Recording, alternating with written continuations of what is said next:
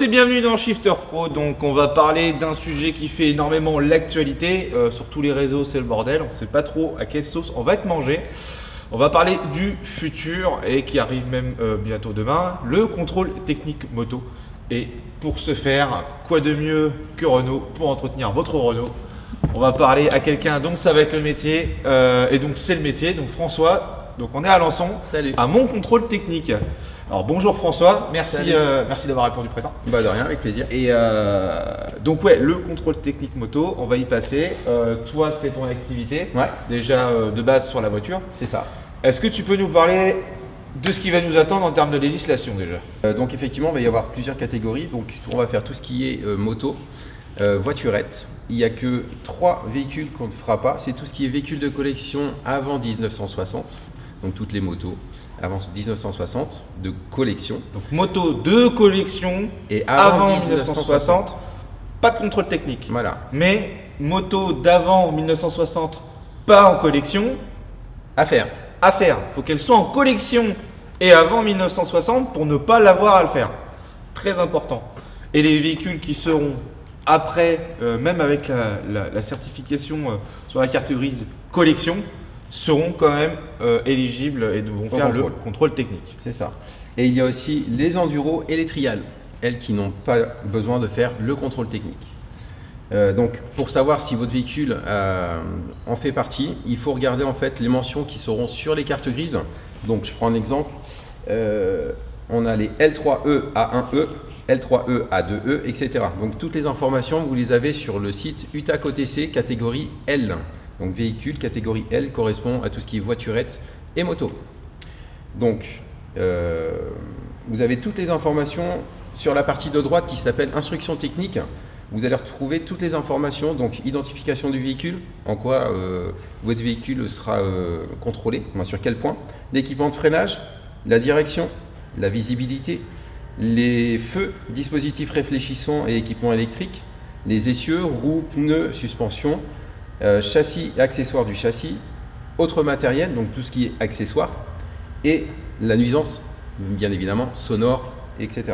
Donc là, ce qu'il faut savoir aussi, ce qui est intéressant, c'est que les textes, en gros, tu les as reçus le 26 octobre. Il n'y a pas si longtemps. Voilà, on est le 1er novembre. J'ai pas encore eu le temps de tout étudier, Ouais. donc c'est pour ça que c'est.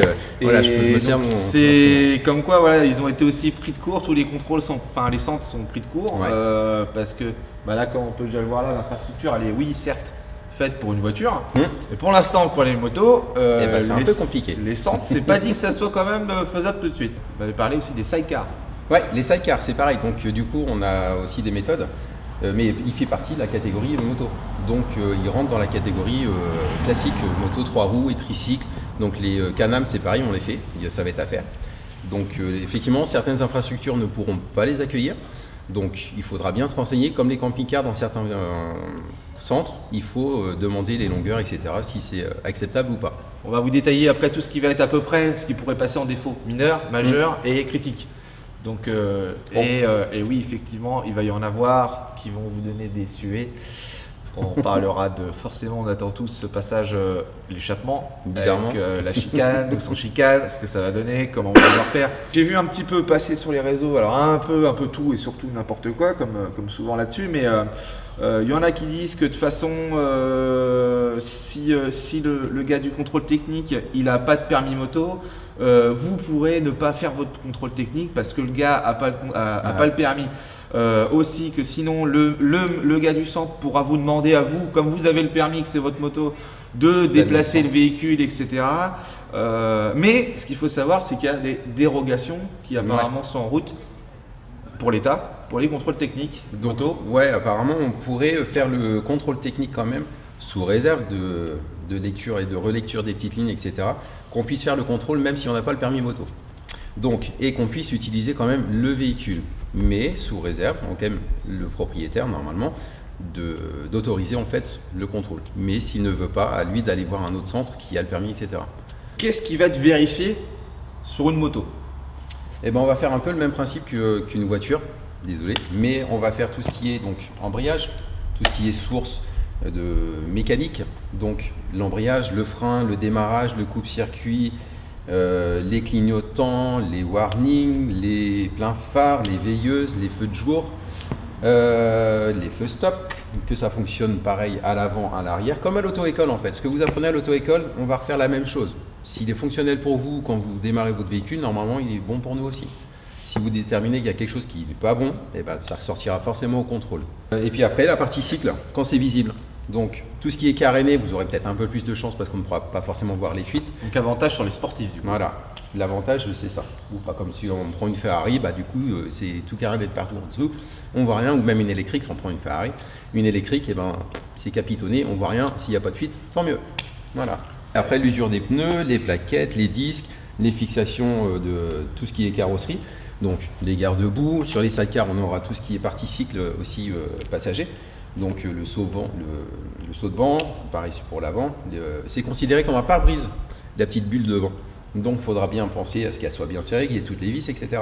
Alors comme c'est... Alors, peut-être question vicieuse, mais si c'est considéré comme un pare-brise, oui. Si on vient avec un saut de vent éméché, fissuré. Pareil, même condition qu'un pare-brise, c'est fissuré, et puis voilà. C'est soit, alors, après il faut rentrer dans le texte, ouais, donc tout ce qui est éclat de cailloux, des choses comme ça, un impact, allez voir. Carglass. Et donc, en plus en ce moment ils doivent des trottinettes.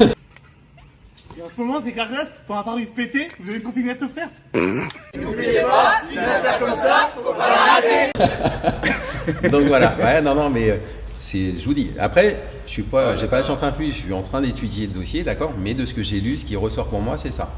Donc c'est considéré comme un pare-brise. Donc aussi bien sur le sidecar que sur la moto, si un des deux est fissuré, à voir si ça fait toujours les 30 cm ou des choses comme ça. On le disait tout à l'heure, tiens, avec notre collègue là, c'est que pour le liquide de frein, c'est pareil. Sur des motos, donc on le regarde, on a dans le texte de loi le liquide de frein à vérifier, mais en fait, on ne le vérifie pas sur les motos. Ce qui est une aberration quand même, parce qu'on le vérifie sur les voitures et les voiturettes. Pourquoi? Parce qu'on regarde si le liquide, il est... la couleur a changé. La couleur a changé, etc. Si c'est altéré. Moi, vous voyez, sur le mien, il est totalement fermé, donc voilà. on ne peut pas voir. Après, si j'ai juste le niveau. Mais Ah ouais, au niveau, du coup, on ne peut pas voir. Ah oui, d'accord. Donc, interdiction d'ouvrir. Parce que sinon, après, c'est toujours un risque. Voilà. Mais on le fait sur les voiturettes et les motos. Des petites différences comme ça. Des cafés racer. Et les cafés racers, voilà, on en vient aussi. Parce que là bah, tu vas nous en parler, Bah, ça pue un peu le caca. C'est considéré comme une modification de véhicule, donc comme un véhicule standard. Donc tout ce qui est modifié doit repasser au bin. Donc il refaut un dossier, comment ils appellent ça déjà? C'est pas la drill, c'est non, les mines. Il y a les mines, mais il y a un dépôt de dossier de transformation. D'accord. À déposer, et puis il faut qu'il y ait l'homologation après derrière. Voilà. Bon, et bah Donc, ça c'est fait. ouais. Donc, Les cafés racers, pour l'instant, c'est des gros points d'interrogation, savoir si on les autorise, si on les considère véhicules homologués ou pas. Qu'est-ce qu'on va pouvoir avoir, on va dire, en gros défaut majeur qui, toi, te diront non, je ne peux pas vous donner, monsieur le motard, cette petite vignette? Alors, à savoir que les vignettes, maintenant, ne seront plus obligatoires à partir de avril 2024, donc au premier jour du contrôle technique moto. Les voitures, les motos, tout ce qui est véhicule roulant sur route n'aura plus obligation d'avoir la vignette sur le pare-brise. Voilà, parce que où est-ce qu'on colle la vignette sur la moto? Nulle part. On a déjà assez de mal avec les assurances, c'est pour ça que normalement les assurances, ça va être éliminé aussi. D'accord? Parce qu'avec la plaque d'immatriculation, les forces de l'ordre sont habilitées, ils ont le visu en fait sur le contrôle technique et l'assurance, savoir si vous êtes aux normes. D'accord. Tout ce qui est disques, plaquettes, pneus, les systèmes le clignotant, donc tout ce qui est éclairage, les rétroviseurs, les échappements non homologués, parce que je pense qu'ils vont nous mettre un petit truc encore, j'ai pas encore tout lu sur les échappements non homologués. Et son échappement qui ici là, il est très beau celui-là. Alors j'en ai ramené un parce que bah voilà, moi je vais avoir un problème, c'est que j'en ai une qui passera pas. Donc ce qu'il nous faudra, c'est ça, une chicane là. La chicane dedans. Alors, pour faire ça, effectivement, il faut regarder, vous avez le droit de mettre un silencieux sport, d'accord? Sauf qu'au niveau des décibels, il va falloir ajouter les chicanes qui sont dedans. Pour savoir si votre moto, elle sera bonne, si l'échappement sera bon. Alors, sur le côté du cadre, vous avez donc une petite plaque qu'on appelle la plaque constructeur. Voilà, qui vous donne des infos. Et là, en l'occurrence, Eh ben, on a on le nous nombre dit- de décibels. tu dois faire combien de décibels? Moi, je dois faire 96 décibels. 96 décibels à tant de tours donnés, C'est ça, à 5250 tours. à 5250 tours. Voilà, comme ça. Cinq. Donc si tu es au-dessus, eh ben c'est mort. Et si tu es en dessous, Bah, c'est eh bien. ben, c'est bon. Allez, vas-y, fais-nous voir le bruit. Ah, voilà. Refusé, contre-visite le contrôleur. Alors les astuces, on va en avoir plein. Ça va être alors pour ceux qui n'ont pas de chicane, bah, va falloir en trouver tout simplement. Soit vous avez un échappement qui est quand même grand public et là vous pouvez aller dans n'importe quelle concession moto, ça peut se recommander. Il y a aussi des chicanes un petit peu passe-partout avec différents diamètres qu'on peut trouver sur Wish, Amazon, etc. Et sinon, si vous avez un ami un peu bricoleur, ça se fabrique aussi. Voilà. Et après, c'est tout bête. Hein. En théorie, c'est juste, faut que ça soit bon le temps d'une mesure. Bah, c'est ça, avec le sonomètre, à temps de distance en fait de l'échappement, on a encore ça à mettre en place. Si Et je puis, veux la voilà. gaver de laine de roche, ma mère, C'est ça. Bah, tu c'est peux. bon. Du moment que c'est On le- passe, Voilà, c'est good. c'est ça. Tu ressors de là, tu enlèves tes Après, machins, on tu enlève repars, tout. puis voilà. Voilà. Et la deuxième chose, c'est que les plaques d'immatriculation de véhicules doivent respecter des dimensions. Et les dimensions alors c'est pareil, on a plusieurs cas. Dans le cas d'un véhicule non carrossé, moteur à 2 roues, 3 ou 4 roues, donc comme le Z. Longueur 210 mm, d'accord, et la hauteur 130, voire 140 avec la bavette. Vous pouvez marquer fuck CT si vous voulez, mais voilà, c'est 210, 130.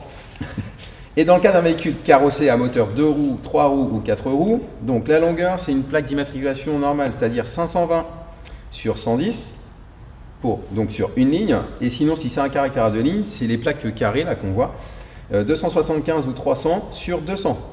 Comment je sais moi si je dois passer ma moto ou pas? Il y a des Ah. années, il y a quoi? Oui, il y a des années. Alors, pardon. La mise en place du contrôle technique. Les premiers véhicules à présenter seront tous ceux qui sont immatriculés jusqu'au 31 décembre 2016. Donc ceux qui sont au 1er janvier 2017, non pour l'instant. Donc il y a 3 catégories. Donc jusqu'au 31 2016, vous devez présenter votre véhicule entre le 15 avril et 31 décembre 2024. C'est-à-dire que vous avez 6 mois. D'accord? 6 mois. Alors, En 6 mois, va sur falloir. le papier, hein. Voilà, en 6 mois, il va falloir qu'on rame pour faire tous les véhicules avant 2017. Donc autant vous dire que ça va être la panade. Parce que je crois que ça doit représenter plus de. Alors, scooter et du coup, effectivement. Scooter, 50. et voiturette. Voiturette. Et voiturette. Donc, Moto. je pense qu'on doit être allé pas loin des 5 millions de véhicules à Ouais. passer. Bah, je ferai pour les 5 millions ici. Hein, mais ouais. Ça fait beaucoup. Ça fait peut-être un peu beaucoup, ouais. Ouais. Ouais, donc, je pense qu'il va y avoir encore des dérogations pour repousser. Je pense que ça sera impossible. À partir du 1er janvier 2017 jusqu'au 31 décembre 2019, c'est-à-dire que pendant 2 ans, toutes celles qui sont entre 2017 et 2019, vous présentez votre véhicule entre le 1er janvier et 31 décembre 2025. D'accord? Donc vous voyez, déjà 2017, ça fait 2025, ça laisse encore 1 an et demi, voire 2 ans pour préparer son véhicule. Et après, tout ce qui est à partir de 2020 jusqu'à 2021, c'est à partir du 1er janvier 2026. Donc tout ça, c'est pareil, vous l'avez sur la page principale de l'UTAC OTC. Les catadiodes. Oui, Parce que j'ai vu que ça allait être en défaut. vous réfléchissant. Ouais. Je vous donne l'astuce. S'il n'est pas obligatoire, vous en avez un qui est cassé, vous l'enlevez. S'il est obligatoire, montée d'origine sur votre moto, bah, il faut en remettre un. Tout ce qui est LED. Ah ouais, alors faites attention aussi à tout ce qui est LED en éclairage. Un tiers des LED qui ne fonctionnent pas sera considéré comme contre-visite. Sur 5 LED, il y en a 2, ça reste du mineur. Il y en a 3, c'est contre-visite. C'est-à-dire que ça dépasse les 1 tiers. Je vois ça là sur la batterie. Oui, batterie. Oui, t'as des trucs là-dessus. Ouais, c'est-à-dire qu'en fait, on fait comme sur les voitures, par exemple les Ford, on est obligé de mettre la clé dans le capot à l'avant, dans la calandre, Ouais. on ouvre le capot, d'accord? On fait pareil sur les motos, on prend la clé, on enlève ça et on enlève le capot de selle. D'accord. On regarde dessous en fait si le châssis, il est pas dessoudé, s'il n'a pas été ressoudé, s'il n'y a pas eu de saloperie. Pareil pour tout ce qui est fil, les branchements, etc. électriques, faites pas n'importe quoi parce que c'est considéré comme, je prends l'exemple, je compare avec un véhicule, un attelage.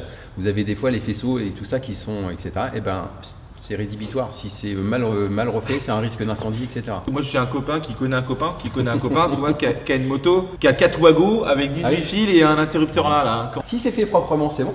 D'accord. Parce que c'est un accessoire, justement, c'est ce qu'on avait tout à l'heure, autre équipement. Donc tout ce qui est rajout, il faut que ce soit quand même aux normes. Donc que ça corresponde quand même à quelque chose de bien. Est-ce qu'il y a des choses spécifiques, surtout sur la pollution, pour les motos qui seront converties ou qui sont déjà converties à l'éthanol? Je sais pas d'infos là-dessus. Pour l'instant, on ne sait pas. Je sais pas. Honnêtement, je ne sais pas. Non, parce que la catégorie normalement c'est ES, donc essence, et l'éthanol ça passe en FE. Full éthanol. Et ça fait comme les voitures, normalement le véhicule, s'il est en éthanol, il doit correspondre à la carte grise. La carte grise doit correspondre au véhicule, à l'essence fournie dans le véhicule. En théorie. Bah oui, mais les voitures, les VL, du coup, ils sont reboulés. Toutes les personnes qui ont rajouté le boîtier vert, la fuel éthanol, ils ont le certificat, sauf qu'ils n'ont pas fait changement de carte grise, c'est reboulé. C'est pas grand chose, c'est reboulé, il faut juste refaire une demande en préfecture, ils vous renvoient la carte grise avec marqué FE pour l'éthanol et après vous êtes tranquille. Alors dans l'idéal, sinon, il vaut mieux peut-être pas avoir un boîtier, peut-être plutôt flex fuel qui permet de mettre l'un et l'autre. Ouais. Et la présenter avec l'essence. C'est ça. Et ensuite rouler en éthanol. Voilà. Bah, c'est pour ça qu'en fait on enlèvera le capot avant, la selle avant pour voir arrière, pour voir s'il y a aussi un boîtier. Et bah pour résumer, on est dans la merde. Est-ce qu'il va y avoir une vérification ici dans les contrôles, savoir si ceux qui ont débridé vraiment ou pas? Eh ben, ça ne saurait tarder, parce qu'en fait, ils sont en train de mettre un céléromètre. Donc, c'est-à-dire que alors, c'est pour les 50, ça. Pour les 50, voir si elles sont bridées ou débridées. Et donc, forcément, donc, on sûrement les les petits jeunes qui sont bridés en théorie, on en a deux là. C'est ça. Qui dépasseront les 50 km/h, et bah, eux, ils seront enroulés. D'accord, ok. Et donc, sauf si ils arrivent à trouver une alternative à mettre une bride électronique qui fait que quand on accélère, on reste bridé à 50. Ok. Et ben en tout cas, merci d'avoir regardé. N'hésitez pas donc à partager cette vidéo parce que bah forcément, voilà, vous entendez des choses un petit peu de partout, machin. Et bah là, vous avez eu l'avis d'un expert, voilà, quelqu'un qui est dans le métier. Ouais, c'est bien, c'est bien. Là, c'est me dit. T'as vu les 30 cm. Exactement. Merci à tous et on se dit à bientôt sur Shifter Pro. Ciao.